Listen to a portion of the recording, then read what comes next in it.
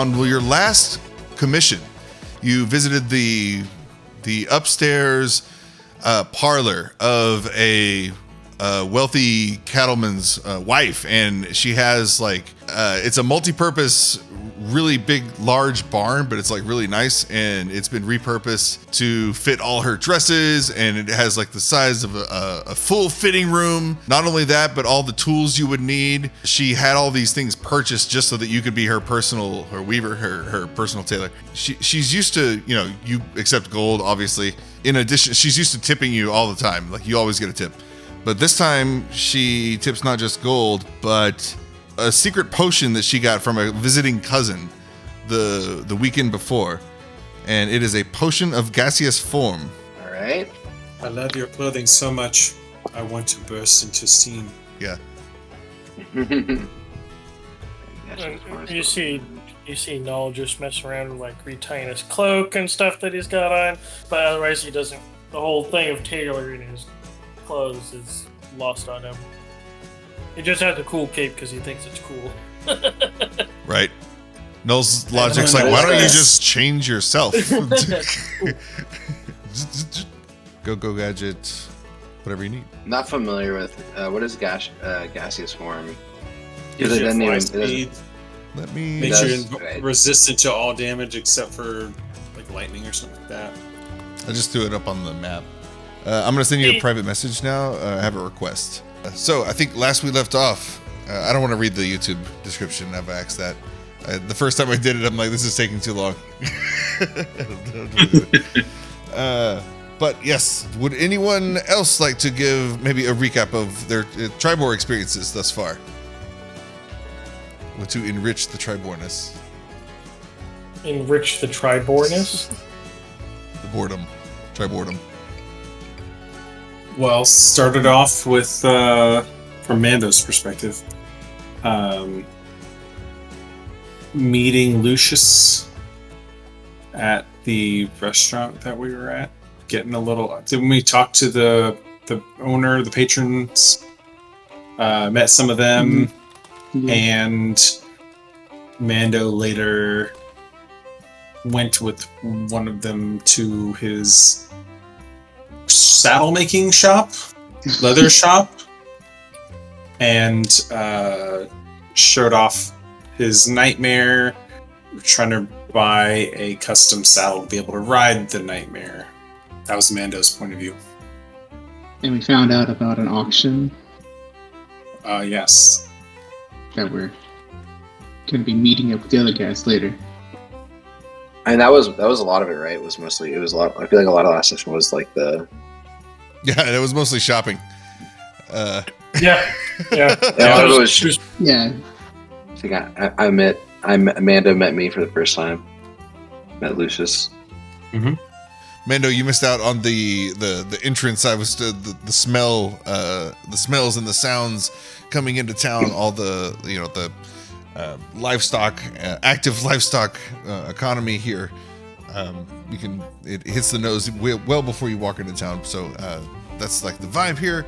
The festivities are underway as the group makes your way with Othovir and Ghelrynn from Othovir's shop.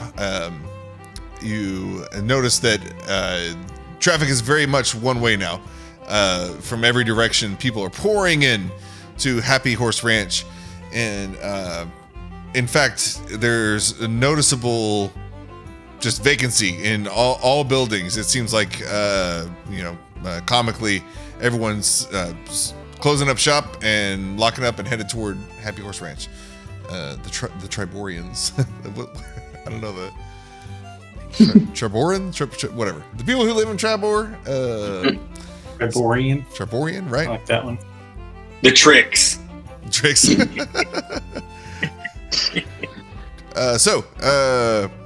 On our way. There is great mix of everybody. I would say your group is by far the more experienced of everyone. I wouldn't say everyone's straight up commoners. In fact, there's several veterans that you'll know just the look of this town, you can tell there is, and Lucius would especially know this, there's an area south of Happy Horse Ranch where armies used to muster before they, go into battle, probably heading into the north to fight, whether it be barbarian hordes or invade, a dragon or whatever. This is the Triboar was a great place to meet, to stock up and for pack animals and feed and everything. There are lingering veterans that hang about and find work protecting caravans that go back and forth from Triboar to like Phandalin, for example, where you guys came for your Phandalin, and Waterdeep to Luskan, and farther reaches to the north. In fact, there was several routes that go north, as well as a few nights in town for specifically this event. It is already a horse town, but it's especially for this event, you'll notice there are especially fine carriages parked outside of Happy Horse Ranch, where you can only imagine what may wait inside. So, we're all headed in that direction now. Yes, I assumed. That's what we were doing last. That's what we were doing last time. So, but any last chance to do anything else before we enter the event? So just to get my time scale right, did we just come from me putting the order in for my saddle? We'll say, you put the order in, you took Othovir aside, you guys share, specific details other than I need a saddle. I'm sure there was a whole conversation there that took place as you got your price, though. That was already out there. And then he would have probably kept smoking, so he would have had something, probably Gryke, if he wanted to share, that would have happened the whole time. And then he would start to, because it was only probably half an hour, I think, left before the event starts. So, I'm good. Gryke was stocking up on potions with the robot. Right. So we just come up, just arms full of glass vials, just come walking up to the group. Clank, clank, clank, clank, right? Like you're trying to smuggle something and be secretive about it. Like, what'd you guys do? Found a lot of glass. Nothing. A lot of glass. Did y'all steal that? Why are you running towards us? Don't look back. Don't ask questions. Just keep going. Go. It's also our two most hard-bodied people carrying glass. My army always likes like this. What are you talking about? Making sure we don't break it. All right. Christmas came early, I guess. Or Tormus came early. Tormus. Well, there we go. So we got some of the... So Gryke would give Mando 3 of the potions of fire giant strength. Ooh. Okay. So we got 3 potions of fire giant strength? No, we have 6 total, and I have 2 of the storm giant strength to put my strength to 29. What have I done? Okay.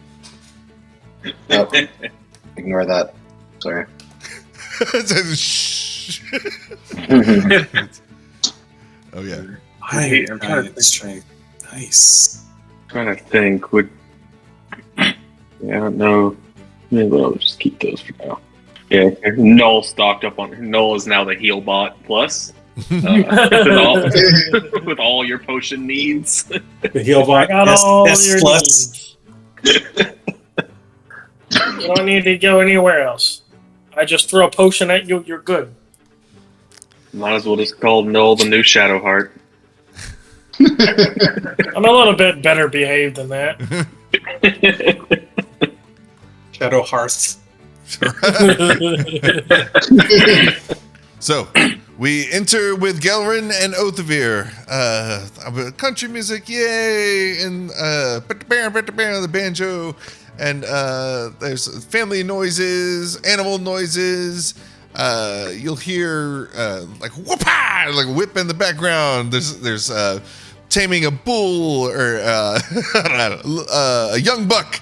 You'll see being tamed in the back. You'll see the heads of people, the normal crowd, and the horses. But then in the distance, you'll see a bucking bronco being tamed. Like I said, in the distance, and a huge cloud of dust being kicked up around it. Children laughing and playing around an area that's about maybe with a 10-foot radius that's been roped off and sectioned off with like wooden planks, and in there they are taking turns catching snakes, like basically like rattlesnakes. There's basically an older gentleman inside with special equipment and clothing who's making sure the kids don't actually get bit, but the whole guise is it gives the illusion that they're catch the snake. So little children handling these venomous snakes. But once caught, there does seem to be a grill set up next to it where you can eat the snake. You can eat the snake that you just caught. So very nice.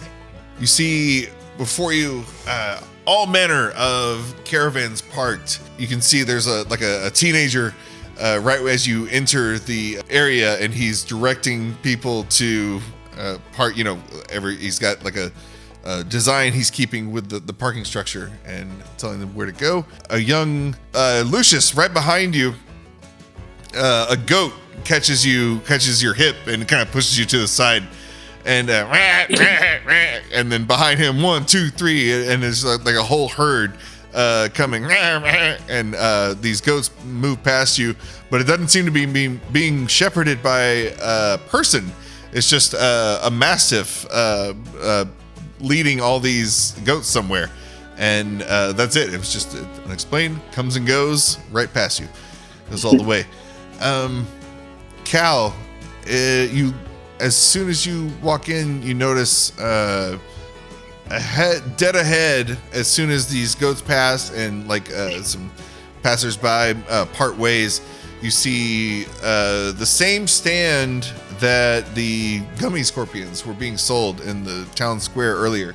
He is now since broken down shop, and Lucius, you know this guy too.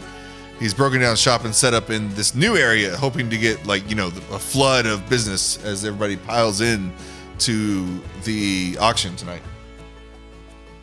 Well, I see the gummy scorpion, so I know Gryke. So you want to try these with me? Gryke would glance at the gummy scorpions, but I'm pretty sure his eyes would narrow in on this big scorpion over here. Well, that represents the scorpion stand. That's darn. I was getting excited. It is literally a scorpion stand. I know. Right? It's shaped like a scorpion. Shapes it like a scorpion. Yes. Damn. Oh my god. Yeah. Hell yeah. We'll go get some. That's perfect. The pincers hold out containers of the scorpions, and then the stinger is actually like a little. That's how he personalizes the messages on the scorpion. You can add your tattoos, a little message into. Yes. Kal, you see a little sign. They're 2 silver a piece, but they're quite large. Like these are chonks. And when you grab them, they wobble, wobble, wobble, wobble, wobble. Well, ask anyone else if they want some. Mando, Null can't eat, so. Yeah, I'll come join. I'll get in on the gummies. As you guys are enjoying some gummies, there are some other gentlemen at the gummy stand, and almost with a mouth full of gummy scorpion. It's hard to understand, but one man, show me his. Mando's got like the visor, and you just see a stick like sticking up from underneath the visor. Goes in with the gummy, comes out perfectly clean, not even stained. Learned that in high school.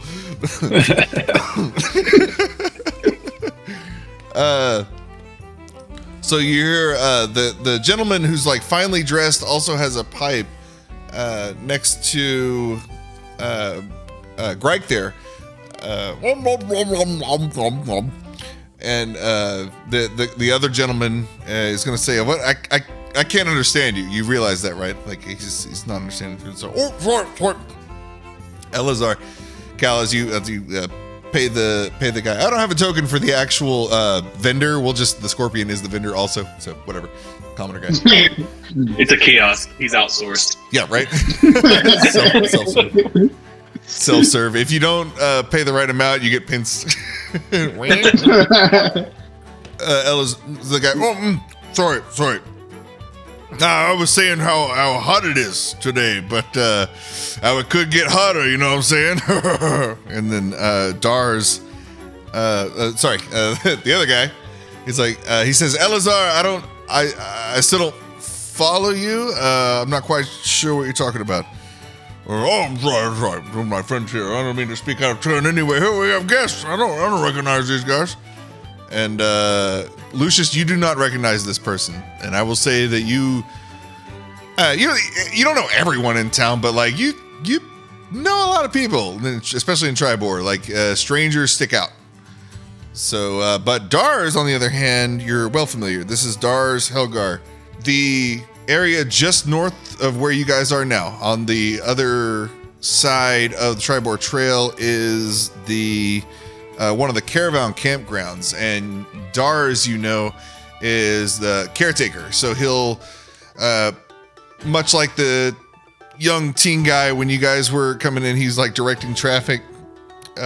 He kind of operates in that function in the campground, making sure everyone, no one, takes up weird spaces, and like they start collecting in weird, areas. He makes sure everything's nice and orderly, and he also cleans up after the place. And he has like a small place, not a shack. It's a home, but not super nice. It's like he's kind of like one of those perpetual bachelors who's like, all I need is my dog, my whiskey, my fire. I'm good. And, so one bedroom situation, no questions asked. So, but he's a good guy. You've never heard anything bad about him, in other words. But this other guy, you don't know. So, and they'll continue their conversation. But the Lucius, the guy you don't know, name's Elizar Dryflagon. Good to meet strangers. What are we dealing with here? What do we got? Let's see. We got Turtle Man, and then what do we got? Man of the Cloth here. Looks like. It's going. What was your? He said Elizar. Elizar Dryflagon. I'll put it in the chat. I don't think I've seen you around here. What brings you here? Oh, well, you might know me from Flaming Dragon. I funded a lot of their startup. I kickstarted their operation. Flaming Dragon, Lucius, is an entertainment group that's been in town. It's been kind of hitting the seedier taverns in town. There's only like 3 total, I think. So the 2 shittier ones, these guys have been making a bit of a name for themselves. They've gotten into a bit of an awkward scuffle. At once, you've heard about. You have heard of one instance where they were accused of assault, basically, but it was never followed up on. So they're not like no arrests were made, no punishment was made. It's kind of it just kind of went away situation. And other than that, they're just kind of known for kind of shock entertainment. Not really harmful so much as really just shock entertainment. But you'll know that the strange thing in town has been, like these ladies that you've been visiting, they have children, and they are about the age of the noble women. Their children would be about the right age, very susceptible to like messaging and coercion and they're just gullible, and it seems like there has been an odd following for the Flaming Dragon, this entertainment group. Like it's you know how there's Jared Leto has like an actual island where there's this group of women. Yeah, it's a kind of a cult following. Yes, yeah, who have committed like their funds and their lives to just following Jared Leto and being around him. Like, so these wealthy women that you've been serving. I'm not trying to make you out like Deuce Bigelow, but it keeps coming sounding like that. Yeah, you've heard like a consistent complaint, like they've just been spending too much time at with Flaming Dragon, and it's just I don't understand why they don't focus on their studies or like what we have work to do on the farm, and it's just they've been Flaming Dragon. It's been all over the place. So I'm imagining more of like that, like Shredder's like operation for attracting the cool kids, like attracting kids to his. Yeah, it's that exactly. Yes, gotcha. Yes. Foot Clan. Yeah. Except I didn't give away anything cool. At all, and we don't know.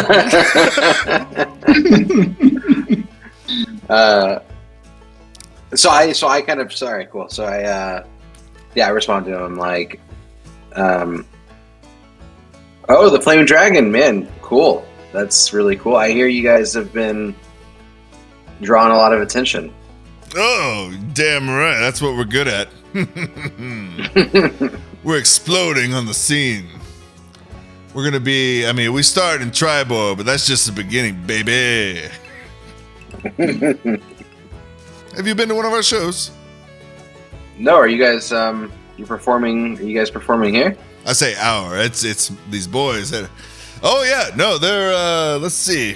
And he brings out his program for the night. And he's like, "Oh, did you guys get one of these?" He's got a couple. So he's gonna hand you a copy, and up at the headliner. No, sorry, at the top, the opening is Narth Tezrin's Stallions from Kalamshan. Am I saying that right? Okay, that's the first. And I said auction earlier. It's more like just like a multi-function. I don't know, like a variety show. Auction, for lack of a better word. Auction's part of it, but that, And then up next, we have Erlam Stockpool's lot. And he'll be featuring his famous aurochs. And a special surprise. That's what it says on the and he's reading it out loud like this to you guys. And then, of course, up next, everyone's favorite. And then as soon as he says that, Kal, I'm going to go by the positioning of y'all's tokens. As soon as he says, up next, everyone's favorite, Kal, bam! You get, like, completely checked from the back of the knee and your right knee. What? You just, like, take a fall. Yeah, all of a sudden, and you're like, ah! And you're like, what the hell? And you're able to make out just for a split second before he disappears behind taller people. You'll recognize, it's the only humanoid that looks like this, so I don't have to like make you roll it for anything, but it's the same, it's the bard from earlier in the square who was singing the gorilla song. He just blazes past you. He's like, sorry, gotta make it the sound check.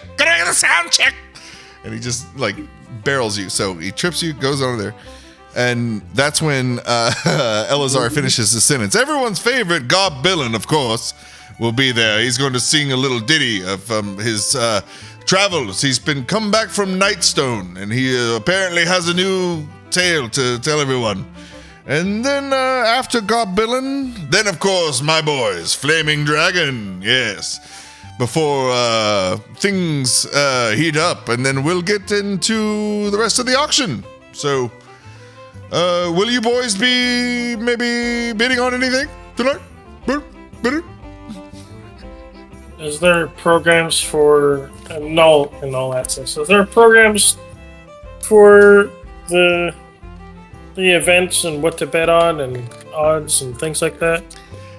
He's gonna. So if Noel walks up, he spits his drink out. What the fuck? He's gonna jump behind the scorpion vendor and like kind of use the vendor as a human shield. He's like, everyone be careful. Noel's like, Oh, he doesn't hurt. you okay? Oh, He doesn't bite, but he hurts you in other ways. sorry. He's mostly friendly. Mostly. Oh, he's with you lads. Oh, okay. Well, what? Okay. Whoa. Okay. All right. And he looks at his drink. He's like, Decisions. What is in this thing, right? Decisions. Because outside of Null, when you go to like horse races and stuff like that, you can get a little program that tells you the horses' names and the like how many people like him and the odds and stuff around him and stuff like that. So for doing betting and stuff, I'm wondering if there's something equivalent. Oh, damn. I wasn't prepared for like races, but we could. Well, I don't know if it was like races, but like if there's other things to bet on, is there equivalent items? I want to be a good improver, but like I don't want to do a shitty job of it because I'm not set up for it. So Okay. It was definitely auction. So yes, the pamphlet he gives you, it opens up. This is just like the front, like a trifold. So the front of just kind of telling you the itinerary. But once you open up, then it breaks down like into Nartezran stallions, and it's got like an artist depiction of these stallions and the names of them next to them, all very exotic sounding. And you notice even the artist depiction, you'll notice these do not look like standard horses. These are beautiful, like very elegant, long, like they have the long, like Arabian horses, like in real life, the long manes and long tails and very elegant looking. And then like a was advertised the Erlom Stock Pools Aurochs, and these it's kind of looks like a logo. It's two Aurochs heads like stacked one behind the other one. It's just like a big sign of burly strength, and then a big question mark next to it, as like he's another item for auction. But what is it? Erlom Stock Pool. He's a mysterious figure. Gob Bellin took out a whole page for himself, so you can tell you in a full color too. So it's just him, and he's a goblin, but he is looking like he's 8 foot tall just from the angle that he requested this to be painted. So with his instrument, and he's playing a lute. Obviously, it's going to be piccolo lute, but there's that. And then they fold it again, and then there's Flaming Dragon. And when you see the Flaming Dragon, it's many little figures making like poses, and they kind of stack, kind of like a cheerleader competition whenever they stack and do their thing. There's one of those in the middle, but the rest of them are doing just like basically karate, like taekwondo poses. A couple of them are mid-air in the description, like doing the flying kick. And of course, one big like bonfire kind of behind them, so that they all look like silhouettes. So that's their advertisement. As this is happening, there's like constant noise behind you. Like you guys are talking to each other and looking at these, at the pamphlet. But every now and then, like Kal got the worst of it with being straight up taken out. But everyone's very close here. There's so much. The townsfolk are all on their way, and boom, boom. Oh, excuse me. Oh, excuse me. Shoulder to shoulder almost at some point. I threw out a lot of tokens here, but imagine just, this, and then you add the movement, and then it just continues, and there's more and more and more. So just imagine, this is just a snapshot of what it looks like constantly moving. So everyone else seems to, those goats pass by, everyone makes their way in. As there is an approach to the entrance, it really narrows down, or funnels, or sorry, narrows down. Whatever. There is a fence blocking the kind of one section, the first section of the Happy Horse Ranch, and this section Lucius, you know Janelle Carnveller. This is Godbillin up there. Godbillin and then Flaming Dragon. So Lucius knows Janelle Carnveller. She is the proprietor of Happy Horse Ranch. She is a widow. She inherited the ranch from her husband, and she has 3 sons, Aldo, Hingo, and Rasco, who help run the place.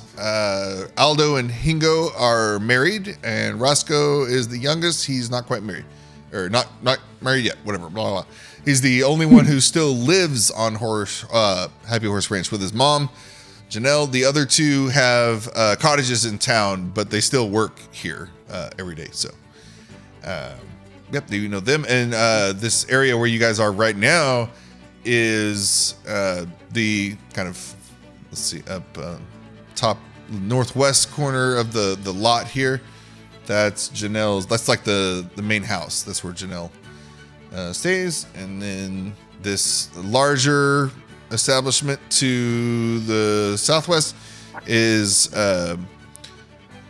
for tonight's purposes, it's been not rented out because they own it. It's been repurposed as just like a bar. Like there's servers everywhere, inside and outside. So they're coming out. They're kind of like satelliting the building, trying to catch people as they go into the other part. And as you guys, if we're making our way closer, everyone's going together. You know, this guy you just met, Elizar, he just likes you guys. He's going to tag along with Darz.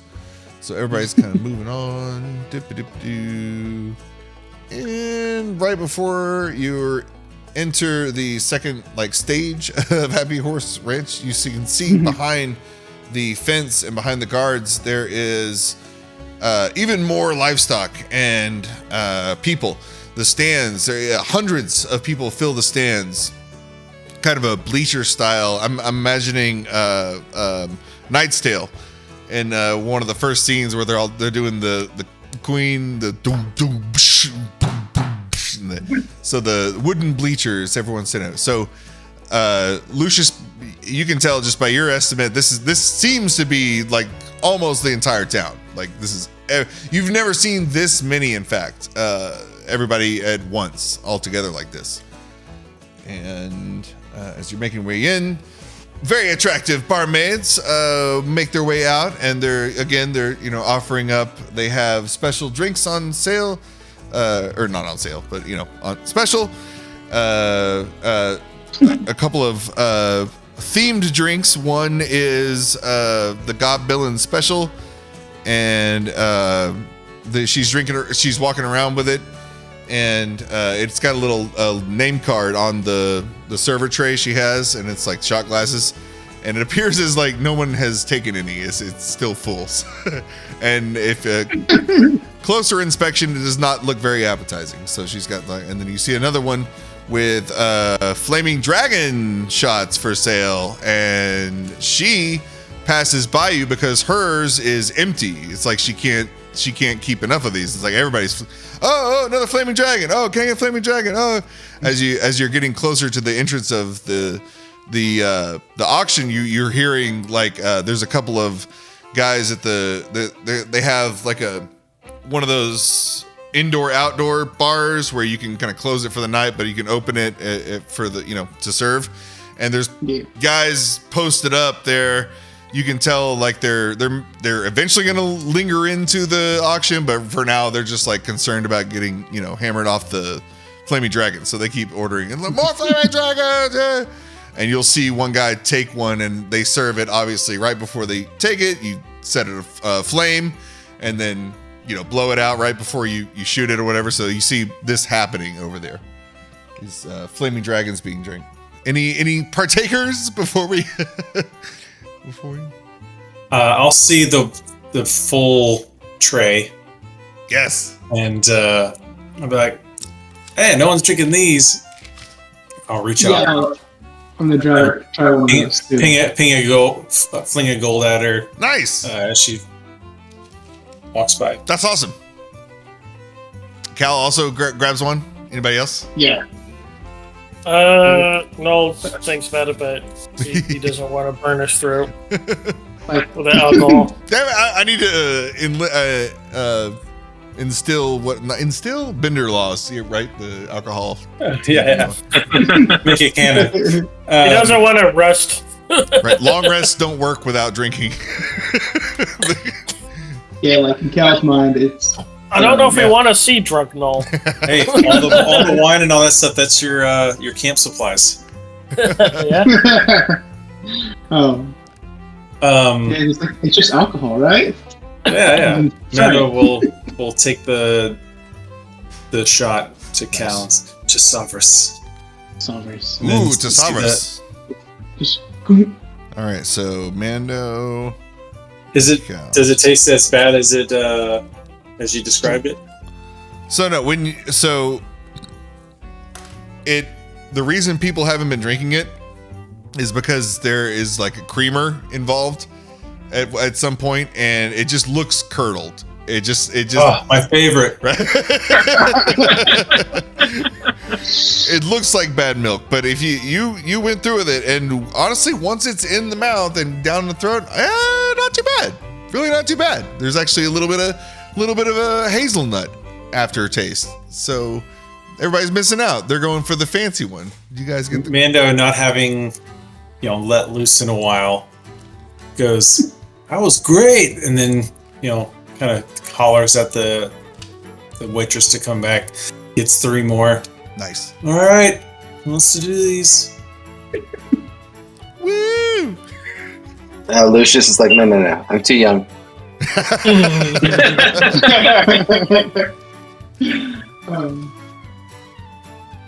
Cal's not a heavy drinker, so he'll just say, I'll just try one more. Okay? Nice.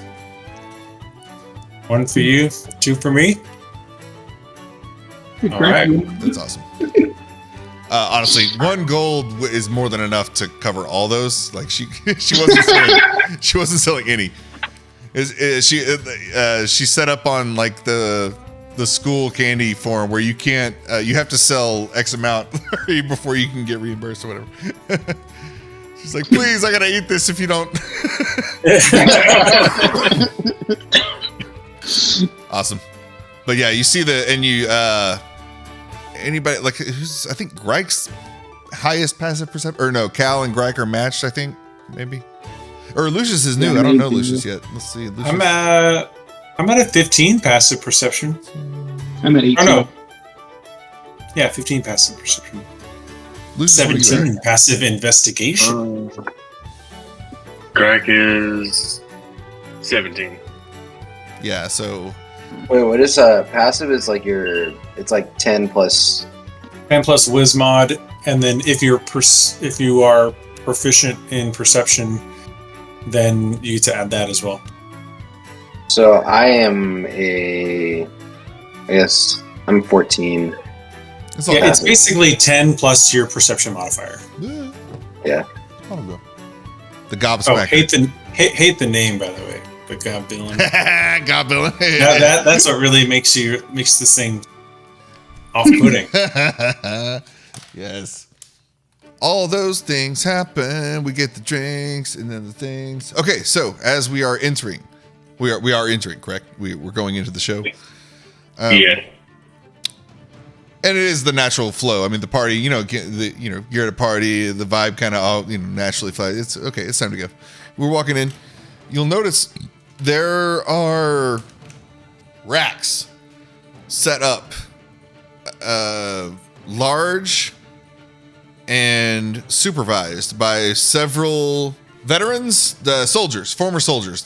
You can tell these guys rough and tough guards working the event, and they all they're not wearing matching uniforms. I won't say that. It's more like they were all told, wear what you got to wear, what you're supposed to wear. You know what you got to do.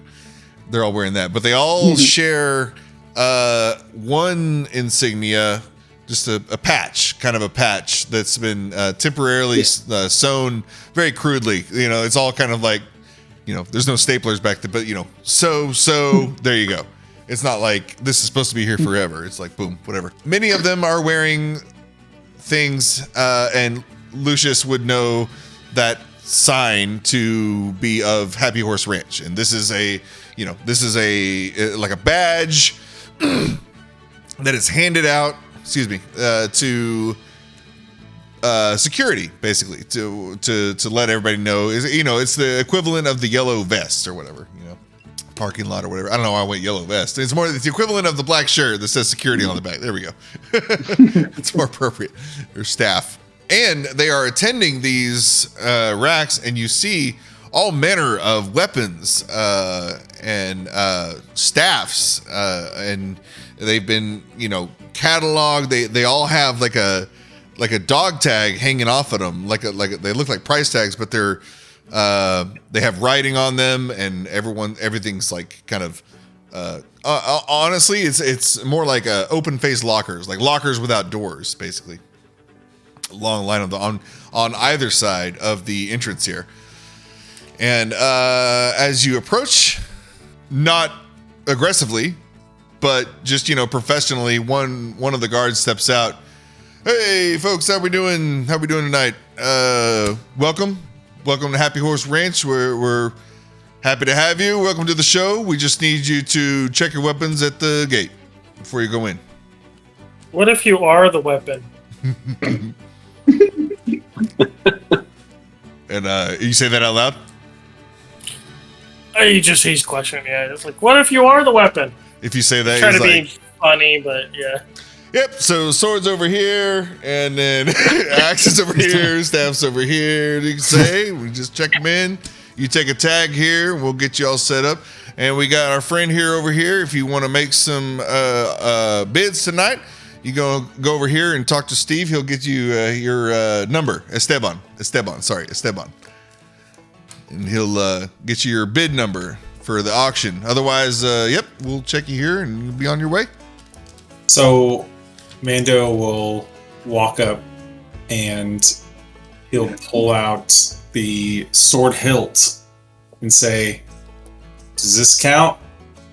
And then he'll pull out his pistol.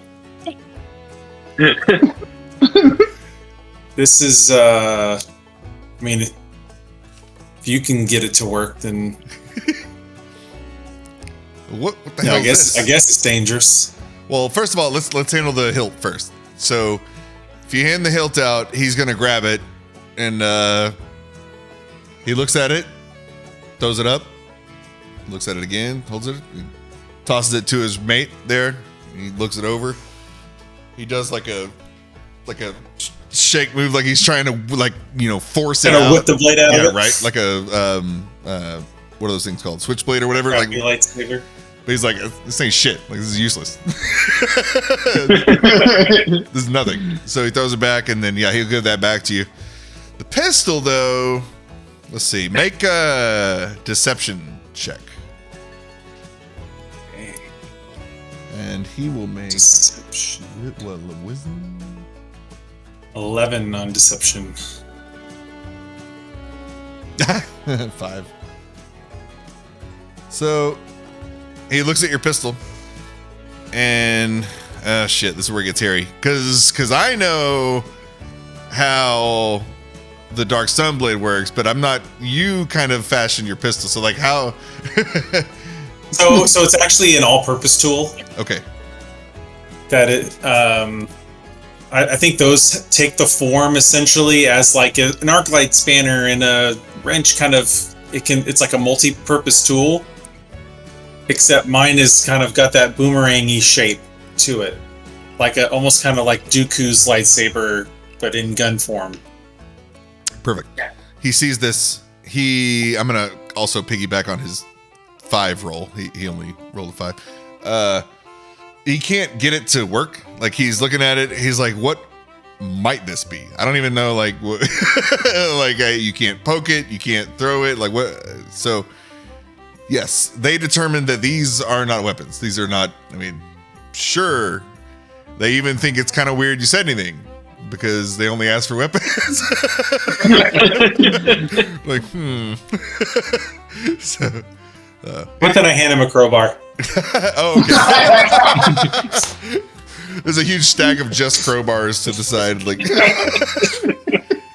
no, anything you hand him, we'll assume like you get your ticket, and actually, it's kind of like airlines when you're doing bag checks. So you fill out both parts and then tear it, and then there's one. So there's that. Anybody else? How are we? Yeah. No, I mean, so there's you, but then there's also Scimitar. What do you got? Like the Knockram. now that one you may be able. That one you may be able to get it to. I don't know. Up to you. I've got some other stabby things. I got this thing ingrided into my arm that allows me to do some cool stuff. Yeah. So he'll Gryke kind will of pull out the giant Slayer's great sword and use it, and just casually set it on the table, breaking it. right. Oh God. No, easily like 2 feet longer than any other sword there, and 50 pounds heavier. But just completely ignores the fact that he still has his halberd, which is flavored like a wooden staff with metal on the end of it for the stabby part. Super He's tall. like, no, this isn't a weapon at all. And so he is not going to try to give that one up. Okay, wait, are you trying to are you trying to hide it, or are you just like playing There's it no off? hiding that. No, there's no hiding that. It's more of the thing of, I just dropped this sword over here. You really want to try me? Okay. Like that. That's what I gave up. Like, don't mess with me. Well, he'll still kind of block your way and be like, "Oh, okay, that's nice sword. Hey, no, very nice, very nice. But we're on orders. We got orders, you know. Lady Janelle, she's real strict. We got kids in here. We got sheep. Yes. It is my emotional support stick. No, I feel you. No, I understand. No, I got one too. No, I feel you. And he'll like pat his, sword next to him. It's just, sorry, man. Rules. So, like, do you want to roll persuasion or intimidation? Yeah, we'll do intimidation. Well, a wonderful -1. Perfect. My charisma's terrible. Yeah, I know. He assumes you're joking. Like he assumes you're joking, and then he starts filling in based on what you filled out earlier for the greatsword. He's like, okay, all right. He's like, Gryke, lot, whatever, and here's your ticket. I'll go ahead and take it. He'll take that. But he does. He's like respectful. He's very respectful with your weapon, though. Like once he grabs it, he's like, holy shit. Like he's just then like. Gryke pulls out the Skybinder staff, which looks like a walking stick. So that one, I said staffs earlier. I take that back. Staffs, we're gonna let slide. This Triboar is not like a high magic place. I would imagine it fits in with a lot of walking sticks from a lot of older gentlemen who are walking around from like the country area. Exactly. Like this is not a place where you would be on the lookout for like wizards or sorcerers or like evil mages. Triboar is not a place where you have to have those alarms up. Like this is, or you have to be ready for stuff like that. This guy looks at a staff, and if you're unloading these swords and this halberd, he's like, well, I mean, I assume you have back pain. That's why you need the staff. So yeah, go ahead. No, go ahead. Yeah, good. I feel you. So you're through, Kal. Well, the only weapons that I have out are my staff and my crossbow, because I have my mace in my backpack. I can't really see that. Okay. So I would hand them my crossbow, I guess. Henry Crossbow, you fill out your ticket. They would have to be checking bags. Come on. Do you try to get him to not check the bag in any way, or? Well, I don't even move towards the bags. I just have my crossbow. I'm on the side, and I register that. Okay, make a sleight of hand check. All right. We're gonna say like you're, oh, look at this thing over here, oh, and then don't look at the bag. Why would you look at the bag? Oh, Did you get okay, one? 15. yeah. All right. He takes your crossbow. He, did you have a special one, or is it just regular crossbow? It's a regular crossbow. Okay, never mind. Yeah, he takes it. Yep, cool. Puts it over here.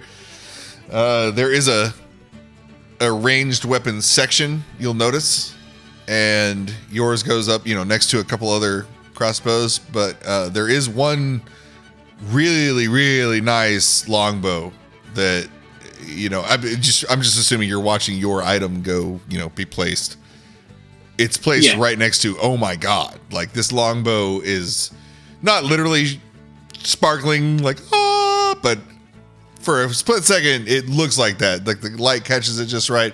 It's the last few rays of the sun before it goes down the sunset, and it's just something strikes you special about this. But anybody? And there's Lucius, the townie. Null has his stuff, and he's dropped off his things, and he's picked up his tickets.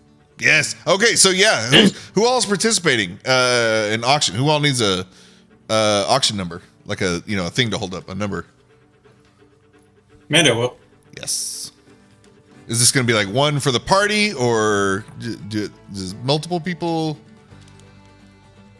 I guess I could try. No. Null's never auctioned things before. This is awesome. I don't Yeah, think he elves doesn't actually understand. He doesn't understand why one species of sentience is auctioning off other species.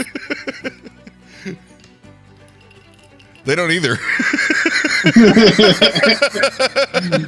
Except for the one doing the auctioning. And then your weapons. I'm sorry. Null, did Null want to try to abscond anything, or just freely hand over scimitar and I guess He's got the shock ram, which is Right. just this lightning thing. right. So that's a weird one. Shit. Because I imagine it does not look normal. Like this is a Yeah. It's a weird little thing. Yeah. Tron. What's it? The thing they had, the disc. Like the ID disc or whatever. Yeah. It's like a blade disc, though, right? Right. Yeah. It's a little sharp. But it's you. How do you attach it to you when it's not in use? Like what's it doing when it's not in use? Yeah, when it's not in use, it kind of just like sits on like his belt, kind of well, not really a belt. I guess it's more like it's this magnetic thing he just puts on his back. Perfect. I guess. I'm gonna say, should this be a roll? I don't think this should be a roll. I think you walk up and that's enough to process. Just seeing Null, and you're already freely giving them this, item 1, item 2.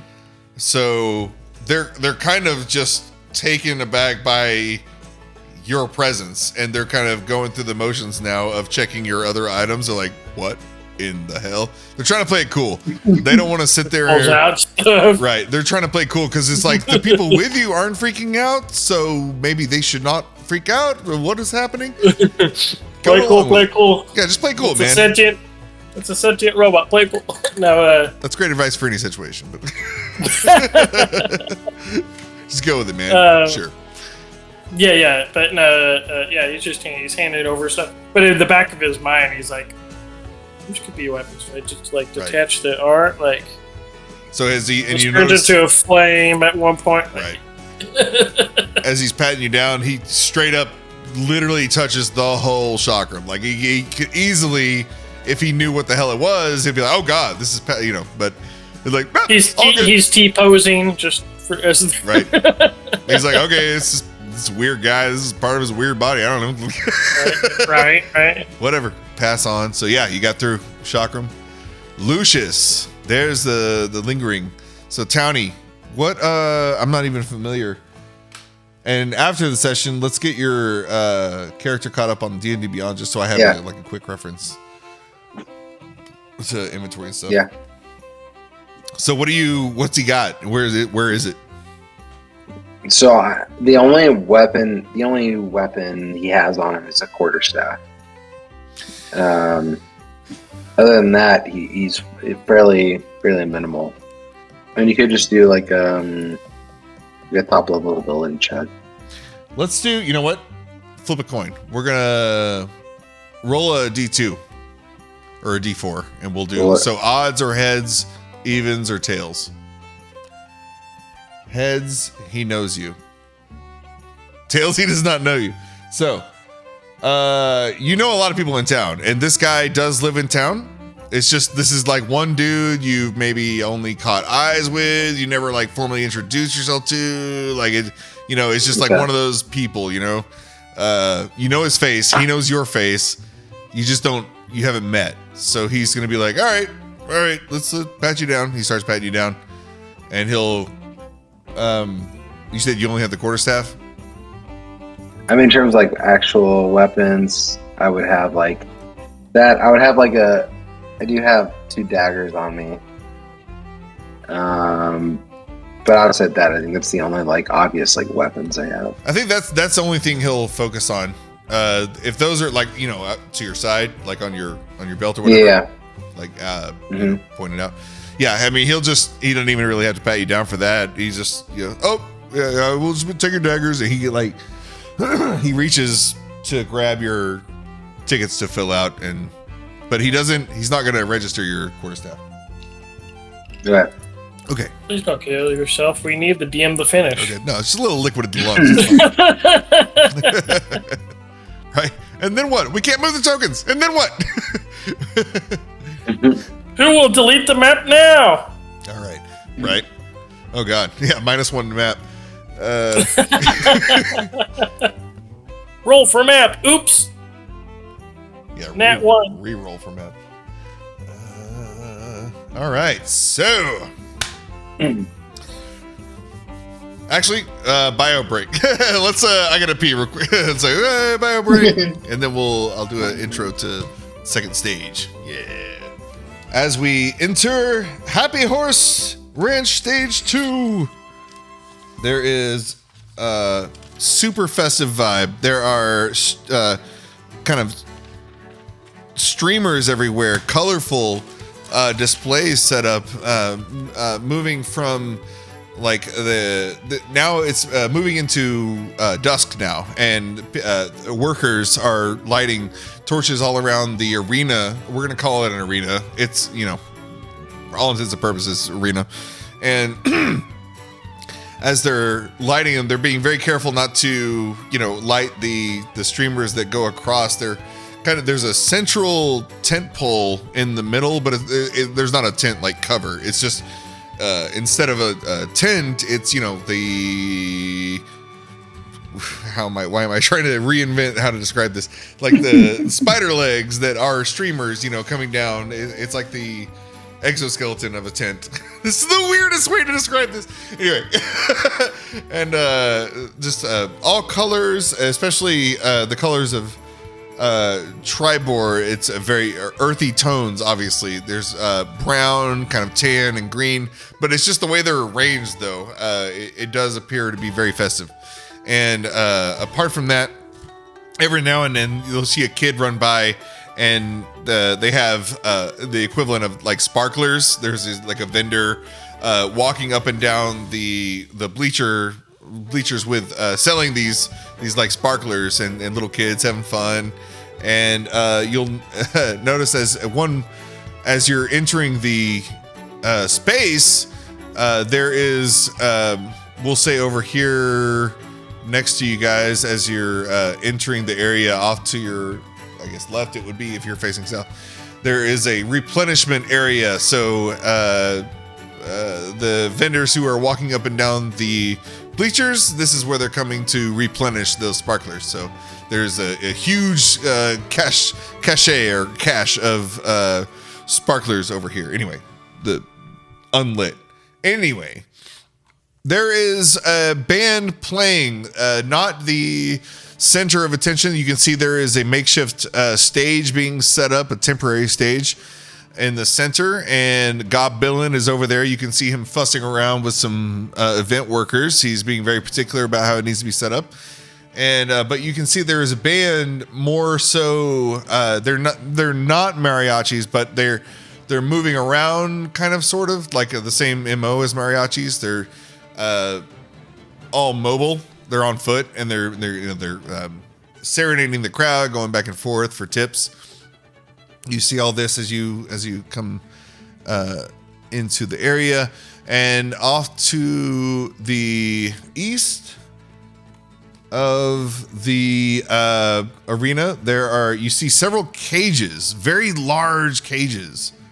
There are cages off to the east side of the arena, across from the crowds, basically, and the wood planks, I guess, on the cages are so tight that it's hard to see. It's hard to make out what's inside. You can't see from where you are what's going on in there. But I will say that Gryke, you notice particularly the closest cage, the one closest to you guys, is a huge. This thing's like easily 20 foot by 20 foot by 30 foot tall. It's very strange. It's sets apart from the other cages. The other ones, I will say, are equivalent to kind of like if you went to a stock show today, it'd kind of be like the size that, you know, a standard, like a normal half-ton pickup could carry, like maybe a trailer big enough for 2 to 4 horses, maybe about that big. But this looks like, honestly, it's like a building more than a trailer, and it just kind of your bare hairs are tingling a little bit just from that. You see it start to rock back and forth, like every now and then, like maybe every 5 seconds. It just kind of shakes, and you see other cages, and then past all that, at the very, very back, at the southernmost tip of this, or not tip, but part of this arena, you see all the animals that are up for auction. They are gathered and organized, and I don't have the tokens, but they are appropriately being, managed by their handlers over there, whether it be human or elven or absentee owner, and they only have mastiffs attending the livestock that they are. And so, yeah, there's all this happening, and you have, if you look at the map, there are tokens in the stands of commoners for the denizens of Triboar. Each token represents 10 actual people. So there are 12 per stand in addition to the 4 guards. We're going to say 500 people total, divvied up between the 4 stands. As you enter, you notice that most, like 80 to 90%, is just the common folk. It's just people, Triboar, they've shown up. I grew up in Parker County. We used to have the Peach Festival. It seemed like everybody came to that thing. It's kind of like that. Everybody has shown up to this thing. If you're a Triboarian, this is what you do. In every stand, there are guards posted kind of strategically. There's one by the front of the crowd, and there's kind of one by the back.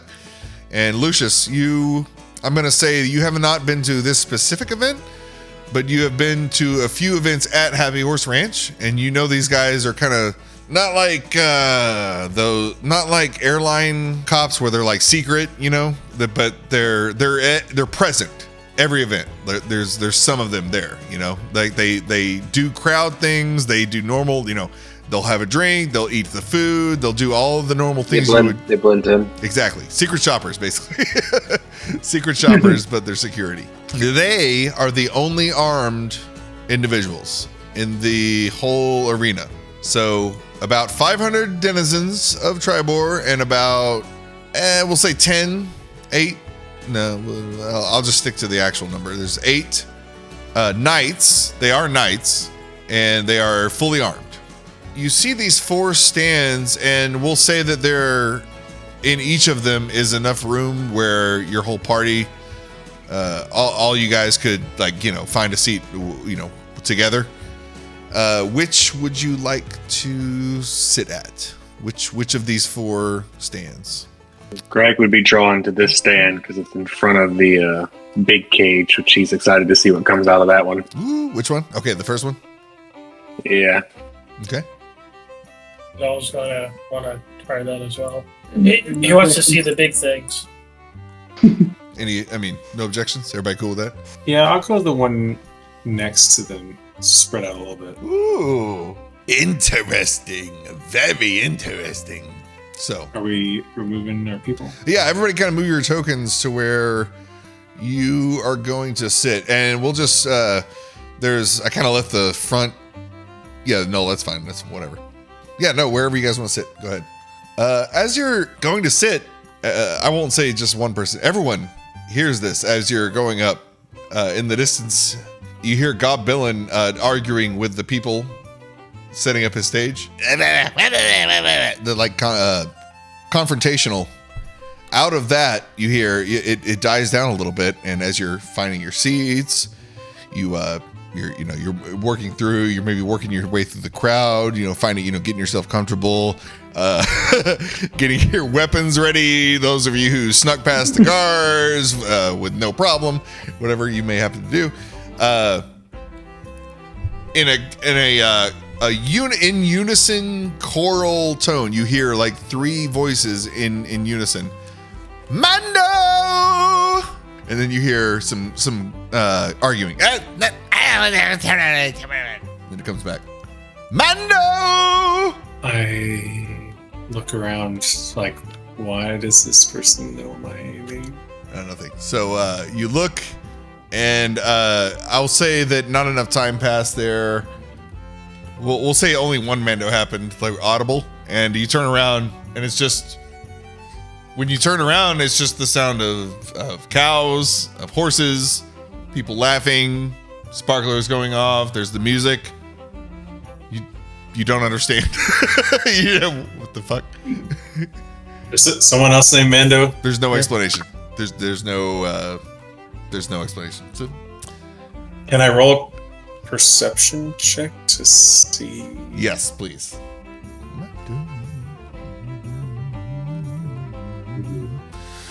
Not good. 8. You know that it came from the area where Ghelrynn is. And I'm going to make another little rectangle. So the sound came from there, but I don't see anything there. Ghelrynn is on a stage right now that is on wheels. This is wooden stage on wooden wheels. It's very crude. And he's being very picky with the human workers who are trying to be, like, they're being very nice right now. You can tell by their body language, even with a roll of an 8, that they're trying to be helpful to this person who is a goblin. And he is being just very difficult. And it's one of those situations where you don't even have to hear it. You can just like look at it from afar and realize this is a small person having Napoleon syndrome and having an issue with it, and just being a lot of finger pointing, a lot of finger wagging. He's wearing these fancy boots, and he keeps stomping them on the stage in anger, in like such a tussy. And like when he does, he like throws his arms to his side and gets stiff, and he's like being so particular with these people. But even with your 8 perception, you're looking out, dude. Your passive investigation's better. So like, I lean over to Kal, kind of with the drink in him. I knew he was a diva. I could tell. Yep. I could tell when he walked by. Anyway, so there's that. He says, fine. He shoos them away, and they're gonna move off. So the stage it stays right where he is, but he leaves behind a small wooden device that beforehand he was fiddling with his feet, but that apparatus stays on stage, and he exits. I'll move his token off stage, just off, and we'll say anything that's not front stage is just like in the wings or whatever. I didn't make like a formal stage, but there we go. All right. So, top of the bill tonight. Let me make sure where you guys. So we've got Gryke in the first stay with Null. Gryke and Null in the first, and Mando Kal. Mando Kal in the second one.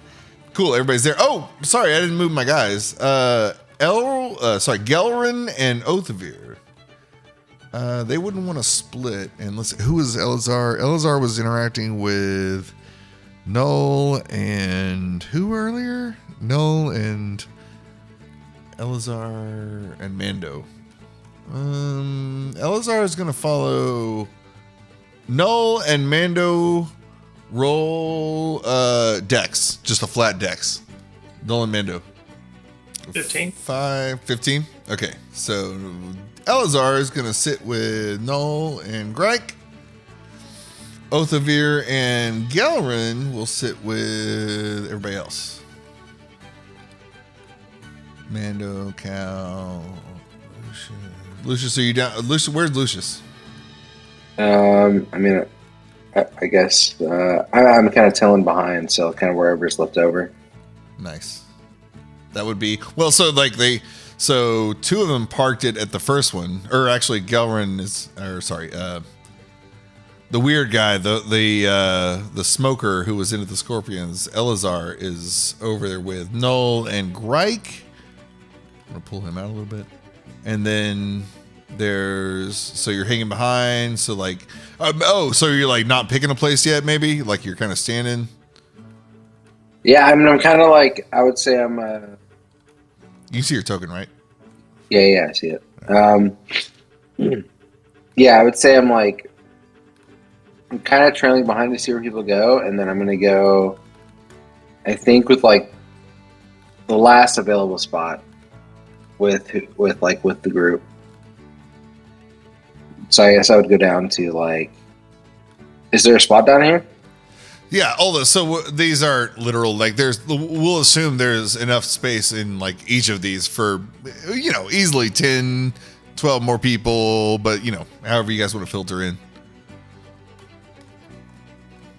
Okay.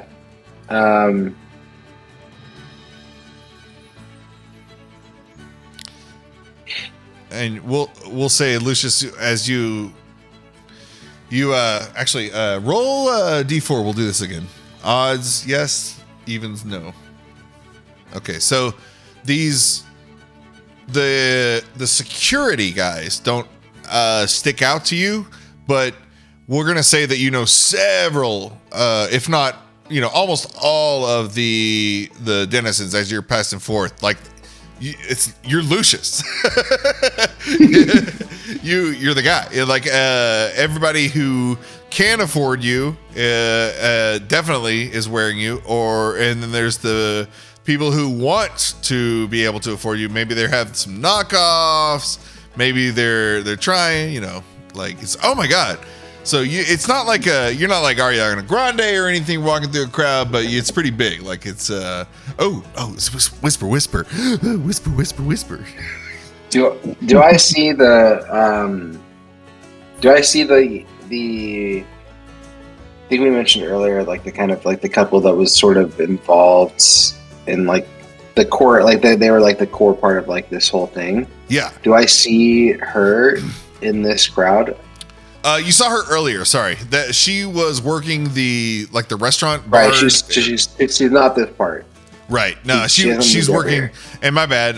We could have had a moment there. She definitely would have spotted you. Yeah. If you guys had gone up to into the house, she would definitely would have spotted you. Oh, Lucius, good animal. But you know her though. Yeah. But not here. You see a couple of her sons though, out patrolling, kind of they're on horseback, and they're around on either side of the cages that are posted up. Yeah, no, I think I'm just gonna fall in line. I'll just follow in line behind Noel and the rest of the group that's headed over here. Nice. No hiccups. Everybody's smooth. And as you take your place, you'll see a kid run by. He's holding. He's got a snake that's been grilled. But it's like a kebab. So it's like a swirly up down design, but it's all like stuck through with one kebab and grilled, and a sparkler in the other hand. He's like runs by you, take a bite out of the snake as he goes by. I got mine. And he's taunting his older brother, who was not able to catch his own snake without being bit. So this is the vibe at this place. And as the festivities begin, we are moving into the event at 11:09. That's fine. It's fine.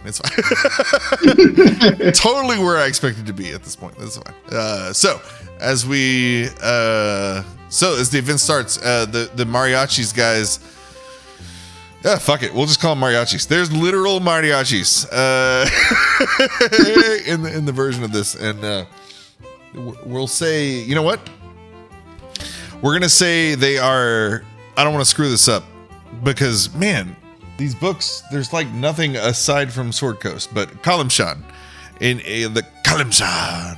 It's like on the way to Chult, right? Is it like Arabic or like desert? Like what's the vibe? Kalimshan. Anybody know? Actually, I'm gonna say for Neverweakened's purposes, it is equivalent to Middle East. So this is south of where we are now. So we're in the north.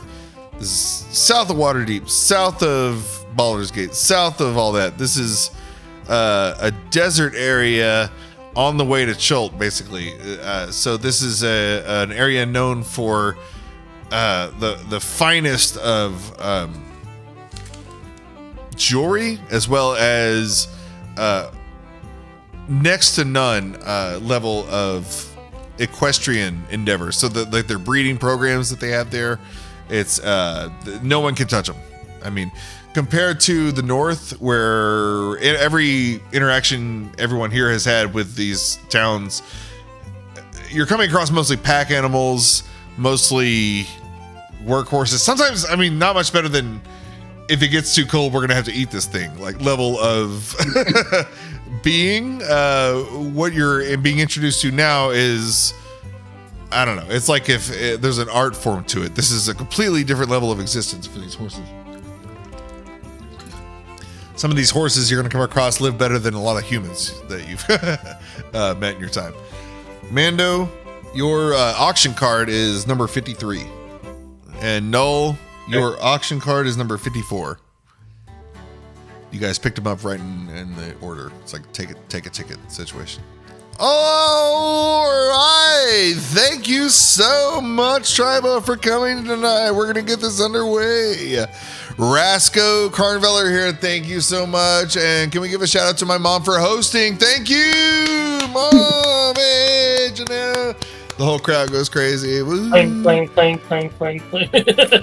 Janelle, she takes a moment from serving the crowd and comes out on a riding horse, and very elegantly, she's positioned, she's got the side straddle thing, like the ladies pose, where both legs are on one side of the horse.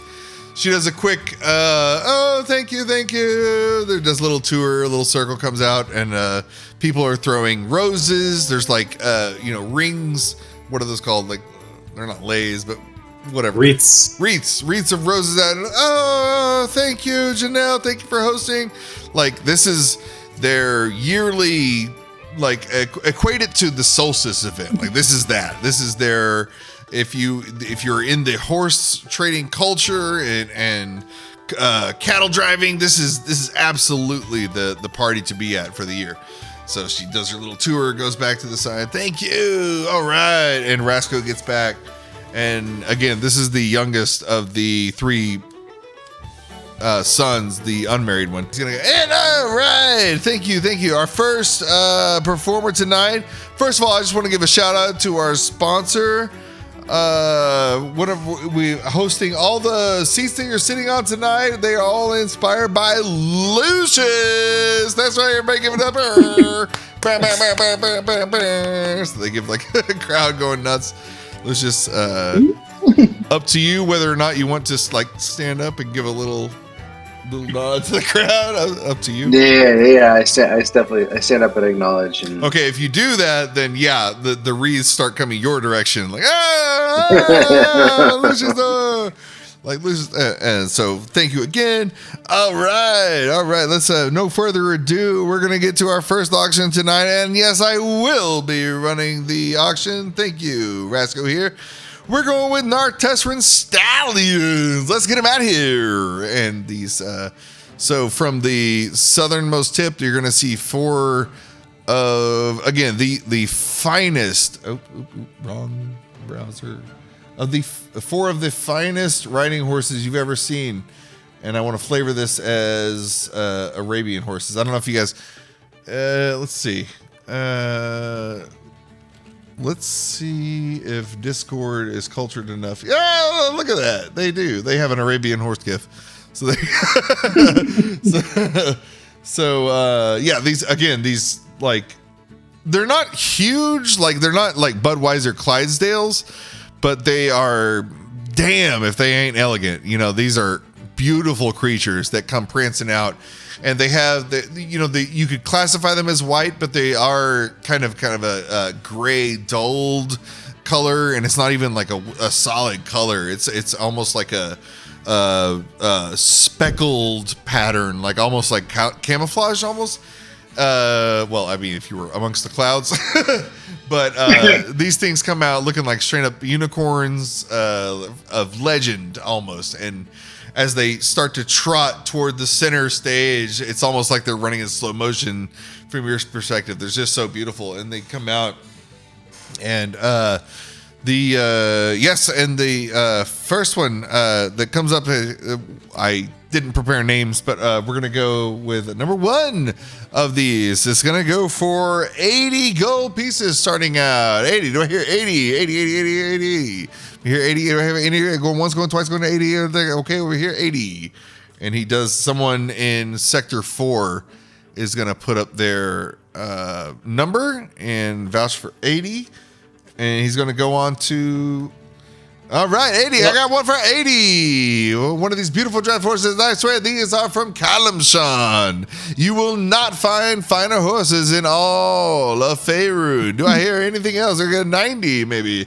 90. Null whispers to himself, and he's like, I can turn into these guys. 90, going on once, going on twice. Anybody. Beautiful draft horses. Anybody. Do you guys want to? Anybody takers?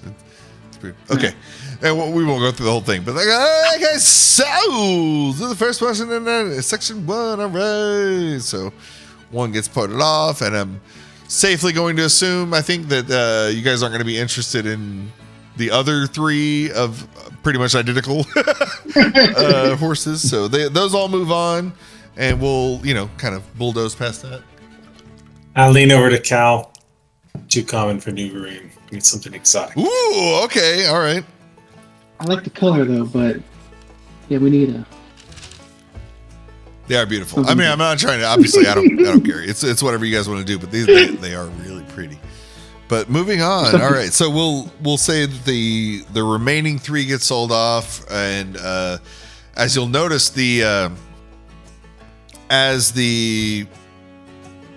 as Rasco is identifying the winner, I guess, or whatever it's called, who's the person who wins the bid? What's their called? What are they called?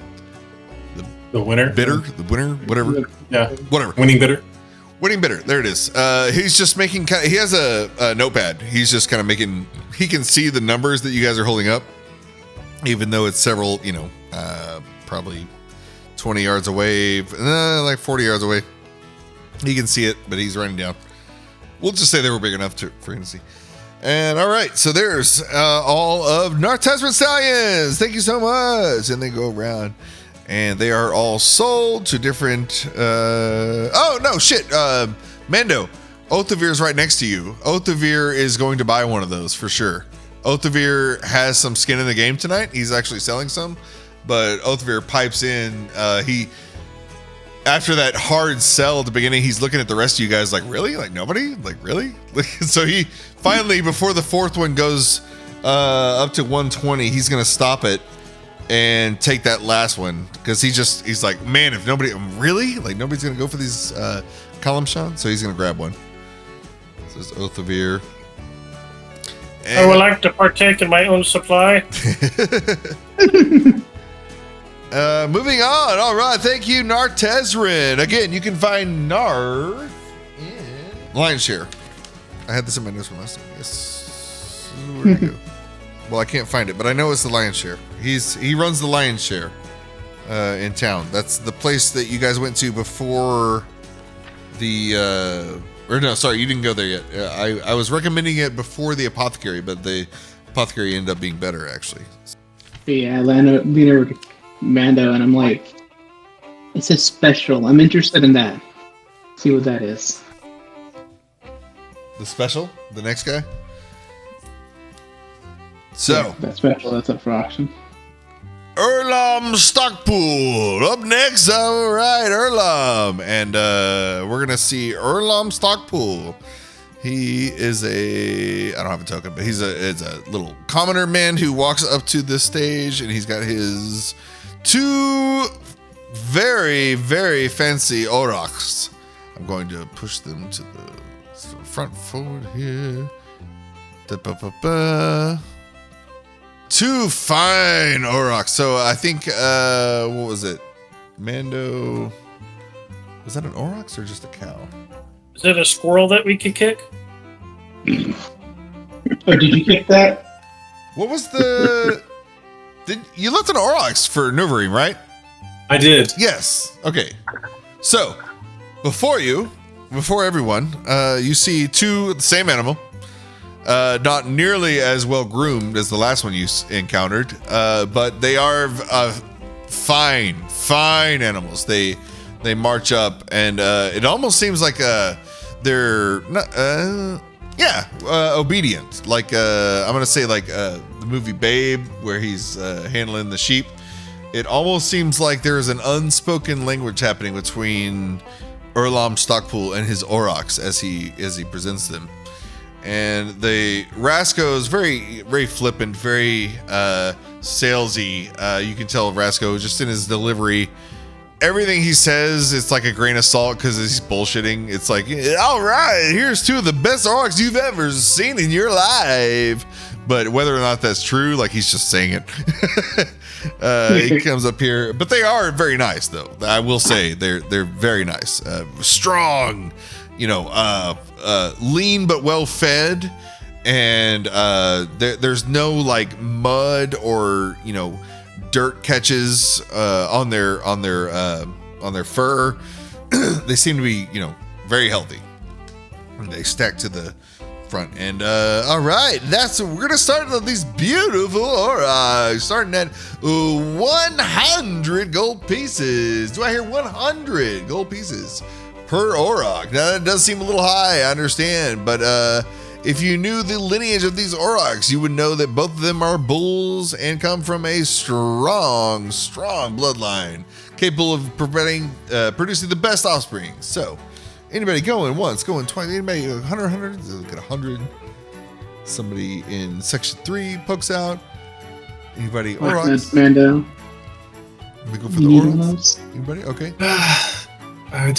I hear 100. I hear 110. 110. Anybody? 110. We're in the crowd. 110. 110. 110. I get another one, but you can't give the same gift twice. Oh yeah, sure. 110, not here. 110, 110, 110. So, 100 for the Warlocks. There we go. All right, for the Warlocks. Second one comes up again. Blah, blah, blah. Just the same thing. All right. And for the surprise, Erlom Stockpool promises something special tonight. And he rolls out. And so Erlom, as soon as the 2 Aurochs are sold, Erlom brings out one of these cages. It's not going to be like one of the ones that are already out there. He rolls up a huge cage, Gryke. Not the same cage that was tingling your bear hairs earlier, but this one also kind of seems a little vibey. He's rolling it out, rolling it out. Yes, at the center of the stage, Erlom brings out his cage and unleashes. And now for the big surprise tonight, the special auction item. Erlom, let's show him what you got. And he unleashes. Dun, dun, dun, rah. This thing bursts forth from its doors. The wooden shackles that were the bracers that were like hinges that were on the doors for this cage that everything was burst off, and out bursts this bear, this huge brown bear, armor clad, looking like it's ready to go into battle, but as soon as it bursts open and then jumps out of its cage and takes a stand, it rears up and faces the crowd in a very intimidating way. But Erlom, as soon as the bear seems to be kind of like expressing any kind of anger, Erlom takes out a special wand, it looks like, and he just holds it up, and immediately the bear sits down almost like a puppy dog with like puppy energy, and wagging his tail super fast, like like anime. Like imagine the pupils getting huge, like just cute, like gone from full on, kill monster to have you got sausages, Daddy? Oh, I would like a sausage, Daddy. So there's that. Is this a werebear? Like, what do we look? Make an Arcana check. That's correct. Need a friend. Cal's like trying to find Gryke. See what his reaction is. I got a 6. What do I know? It just looks like a bear. It just looks. I mean, I have a +4 in that too, and I rolled a 6. It just looks like a bear. It's just wearing armor. It just looks really cool. Is Gryke near me? He's not, is he? Right? I'm like, what are Gryke's? You're correct, percentage. I don't know. Gryke was a little impressed, but now when he sees it under the thrall of something else, he's Null kind of walks down. not impressed. Towards Gryke. Like he goes up next to Gryke and he's like, "Can you do that? Could you put armor on like that?" It's like, I don't need armor like that. Armor like that actually makes a bear weaker. If we make a fusion dance, you and I could become that. Yes. The fusion dance when they mess up and they end up fat. Yes. Like do the inverse kind of thing. Yeah. Wow. Like, oh, well, we went panda. Wrong bear. Whoops. Koala. Damn it. Oh, even better. Anyway, so this ginormous rage bear bursts forth until it's subdued by this. I said wand, but it's an item. I'll just say an item that this person is holding, Erlom, and the bear seems to respond fully well to it. And Gryke, I don't mean to emasculate the bear. Like, so when I say puppy, I mean like energy, like enthusiasm, not like, subservience necessarily. So more like just like zeal, like life, invigorated, Yes, exactly. Rasco. All right. Featuring Olaf, the armored bear. Everyone, who couldn't use a personal bodyguard at all times, walking around you, helping you out in battle, being your best friend. All right, we've got Olaf, the armored bear, starting at a whopping only 80 gold pieces. 80 gold pieces for Olaf, the armored bear. All right, do I hear anything? He's gonna start his speech. 85.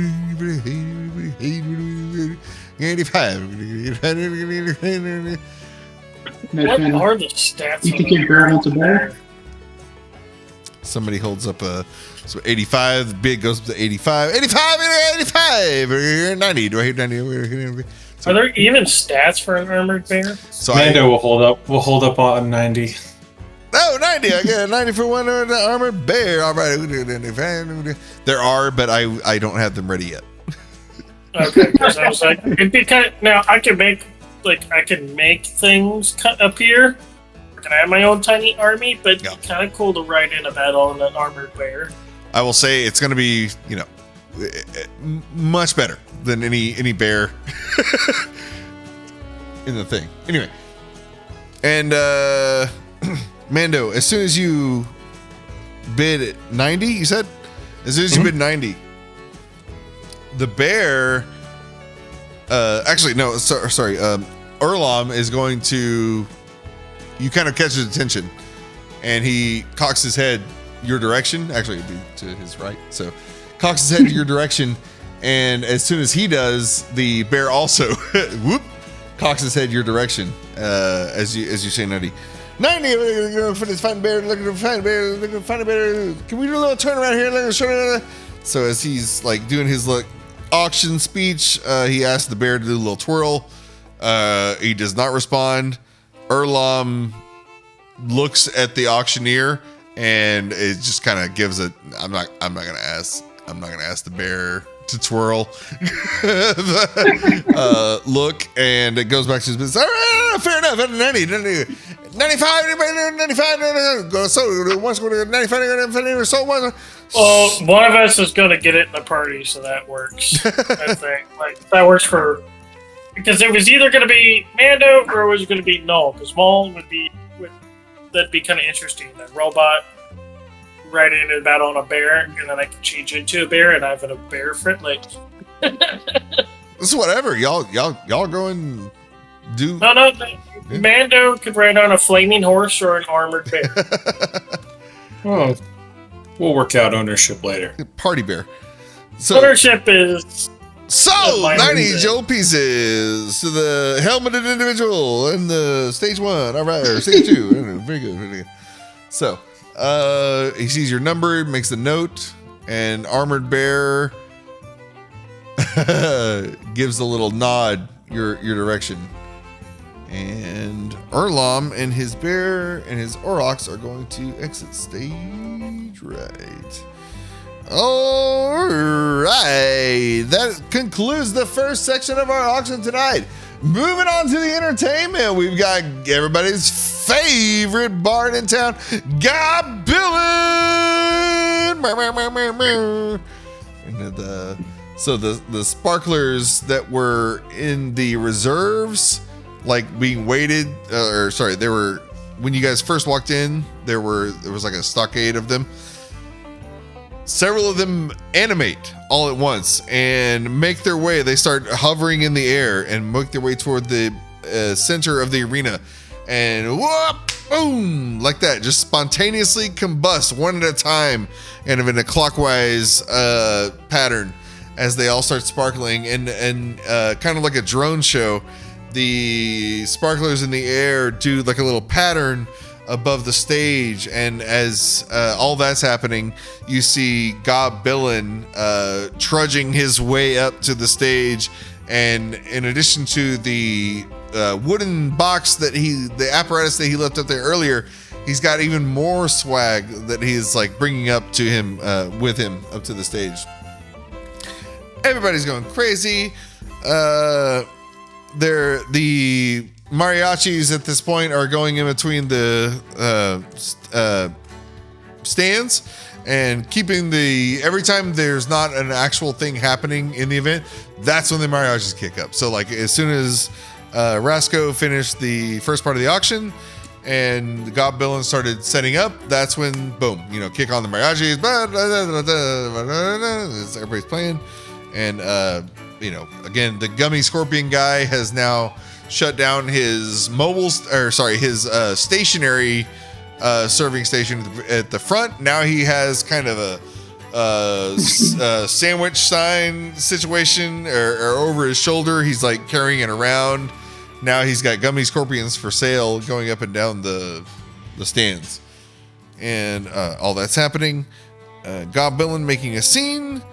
And I have to pee really quick. I have to pee. I'll be back. I know you'll break.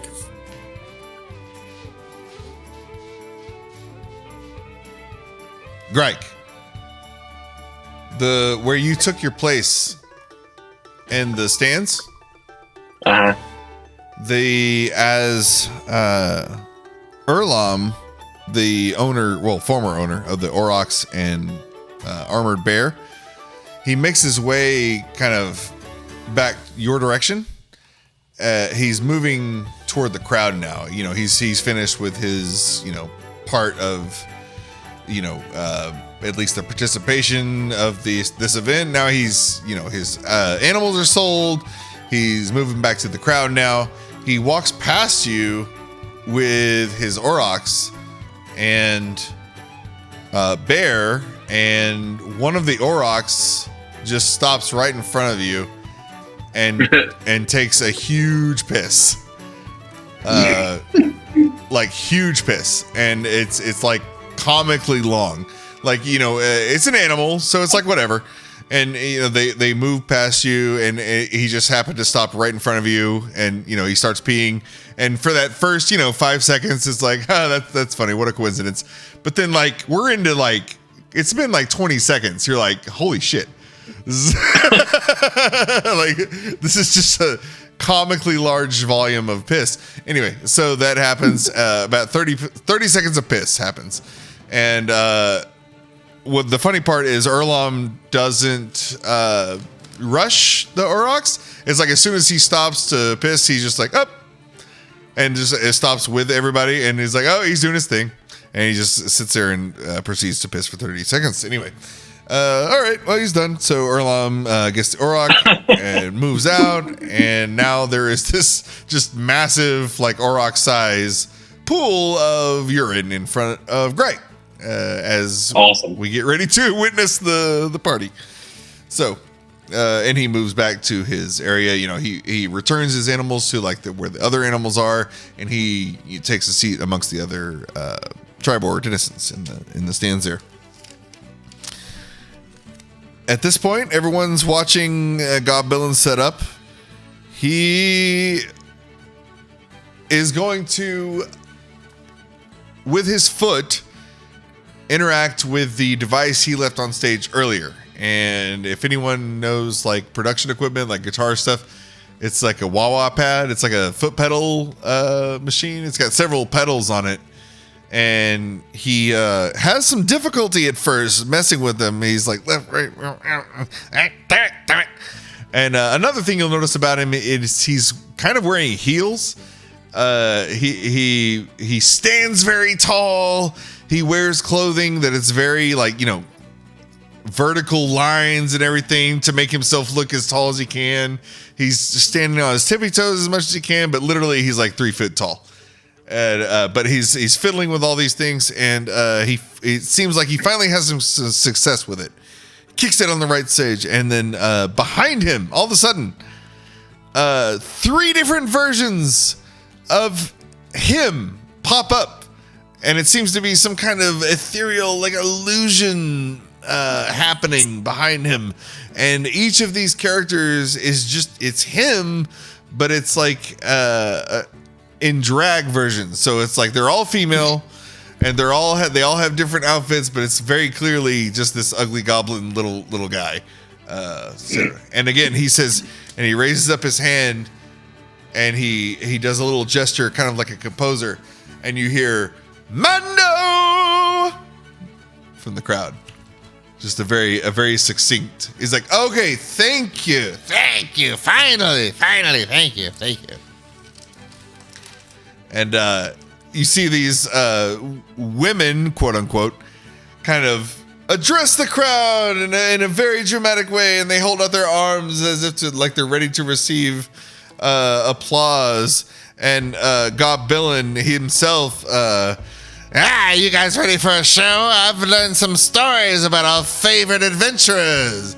Here to recount the tales. Here we go, Mando. And you hear this, and you guys haven't heard this one before. And as soon as he does that, you see he has a lute in his hand, and he turns around, and magically, very magically so, a spotlight appears, and it shines just on him, and a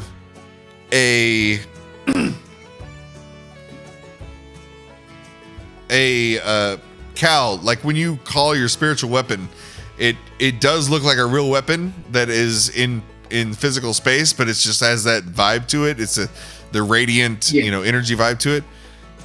Imagine that, but a megaphone version of that. So like a spiritual weapon, but it's a megaphone. It appears in front of Ghelrynn as he looks at the crowd, and he begins his song. But it's not him that lets out the first note. It's the three chorus girls behind him. And he starts his guitar.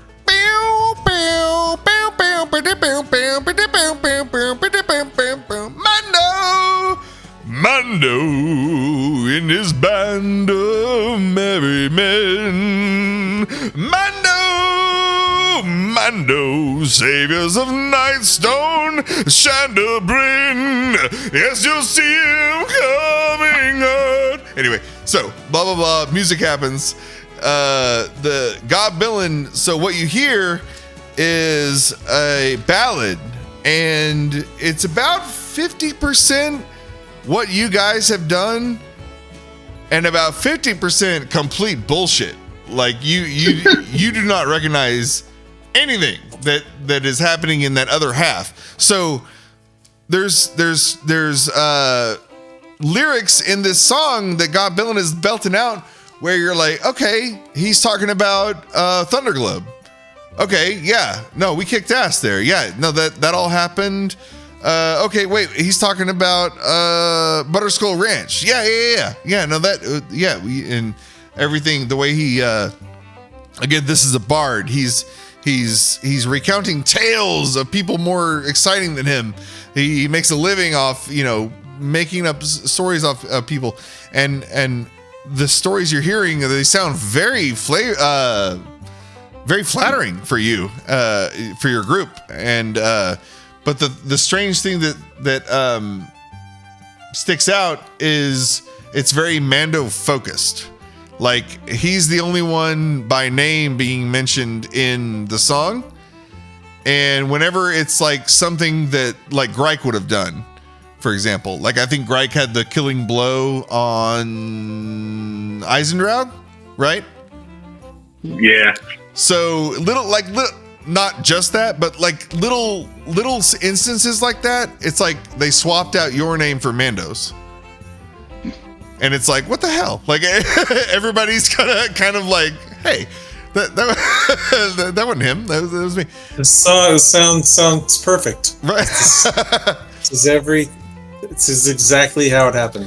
The strangest things that stick out about this are that there are deeds that occurred in Bryn Shander and Nightstone, but you guys have not been to Bryn Shander or Nightstone, so that's weird.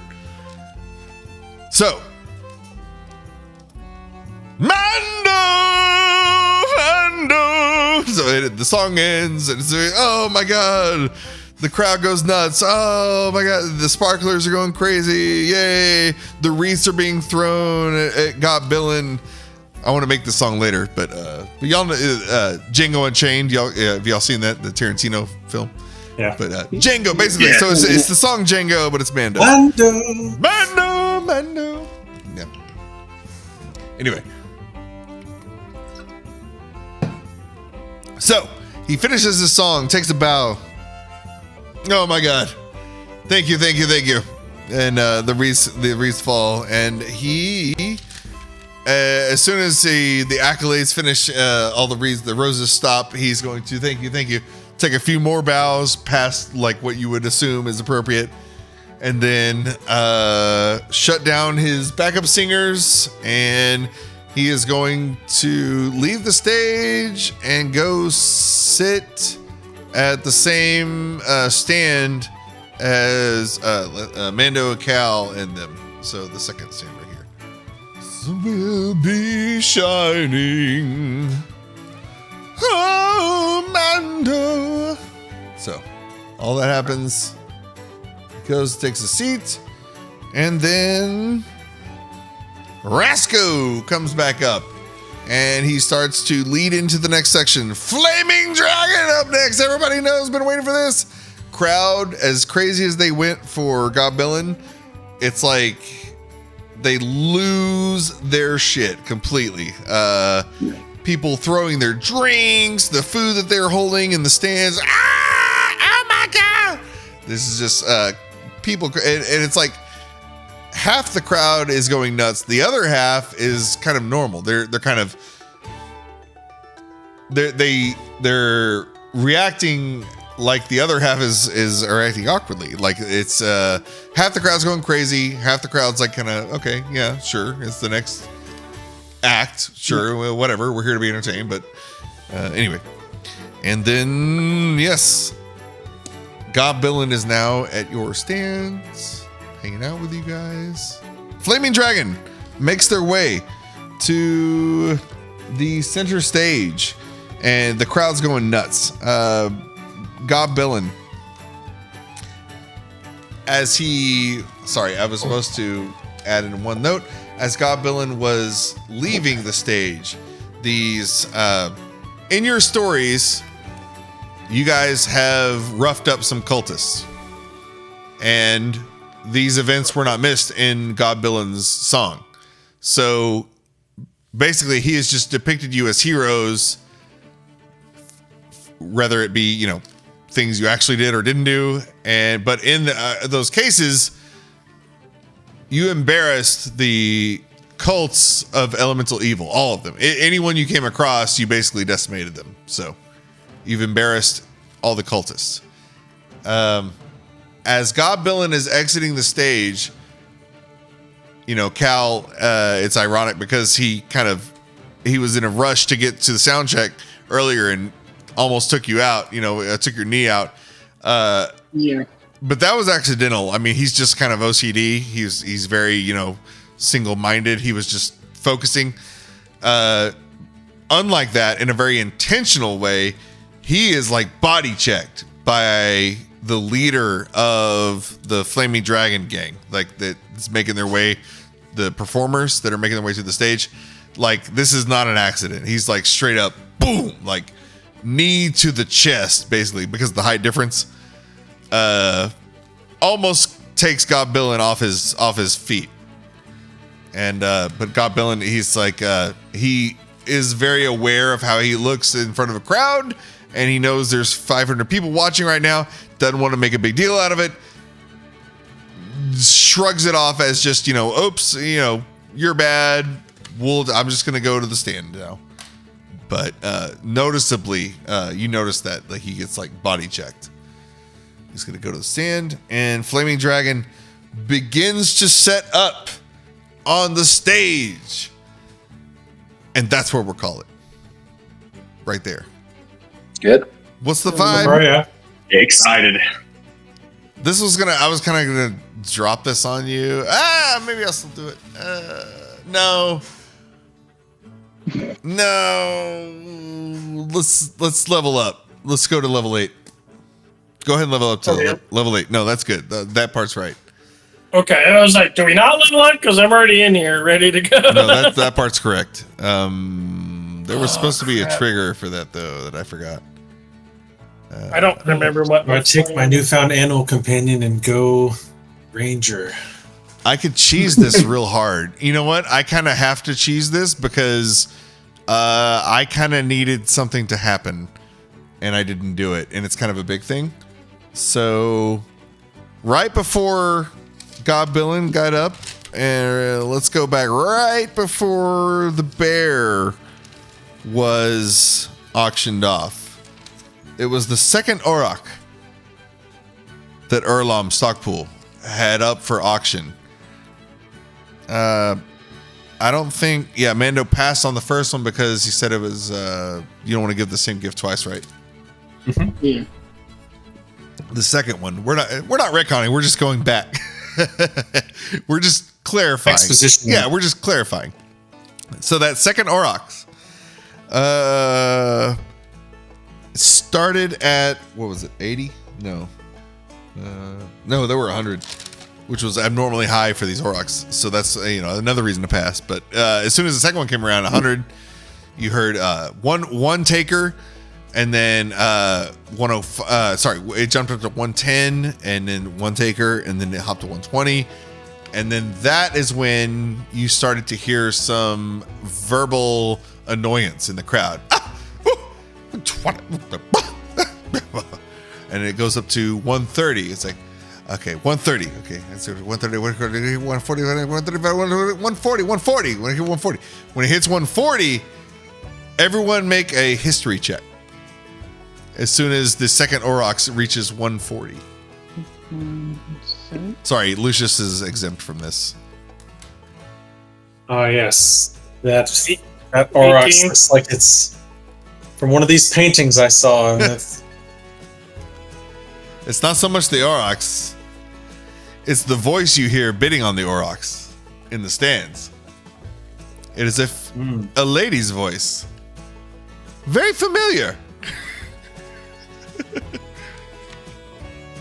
I look over.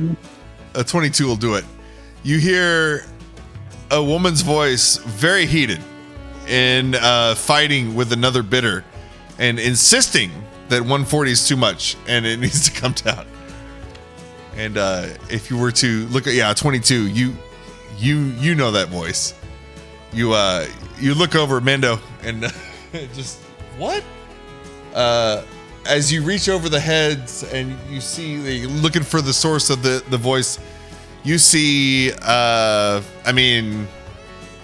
just say, so you see an elven woman, for all intents and purposes, a carbon copy of Neverweakened, except she's in disguise now, as a wood elf.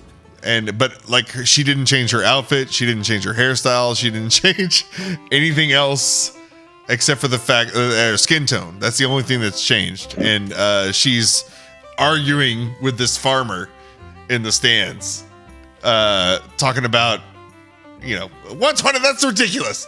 I have 140s, that's fine, that's enough. So she's gonna argue with this guy. But you see that happening. Well, you gotta buy it now.